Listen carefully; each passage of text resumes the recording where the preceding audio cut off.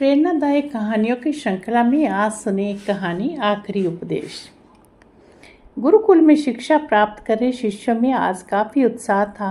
उनकी 12 वर्षों की शिक्षा आज पूर्ण हो रही थी और अब वो अपने घरों को लौट सकते थे।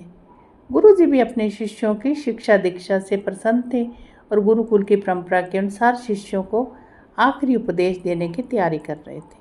उन्होंने ऊंची आवाज़ में कहा, आप सभी एक जगह एकत्रित हो जाए, मुझे आपको आखिरी उपदेश देना है।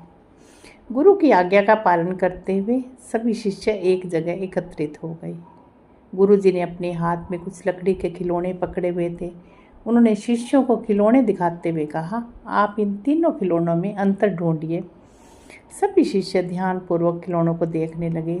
तीनों लकड़ी से बने बिल्कुल एक समान दिखने वाले गुड्डे थे। सभी चकित थे कि भला इनमें क्या अंतर हो सकता है। तभी किसी ने कहा, अरे ये देखो, इस गुड्डे में एक छेद है।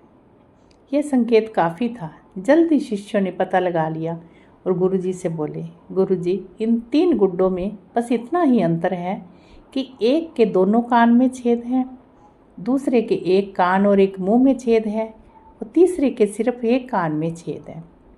गुरुजी बोले, बिल्कुल सही। और उन्होंने धातु का एक पतला तार देते हुए उसे कान के छेद में डालने के लिए कहा। शिष्य ने वैसा ही किया।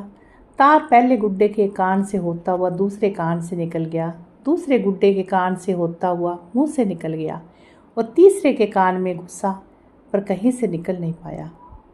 तब गुरुजी ने शिष्यों से गुड्डे अपने हाथ में लेते हुए कहा, प्रिय शिष्यों, इन 3 गुड्डों की तरह ही आपके जीवन में 3 तरह के व्यक्ति आएंगे। पहला गुड्डा ऐसे व्यक्तियों को दर्शाता है जो आपकी बात एक कान से सुनकर दूसरे कान से निकाल देंगे। आप ऐसे लोगों से कभी अपनी समस्या साझा ना करें।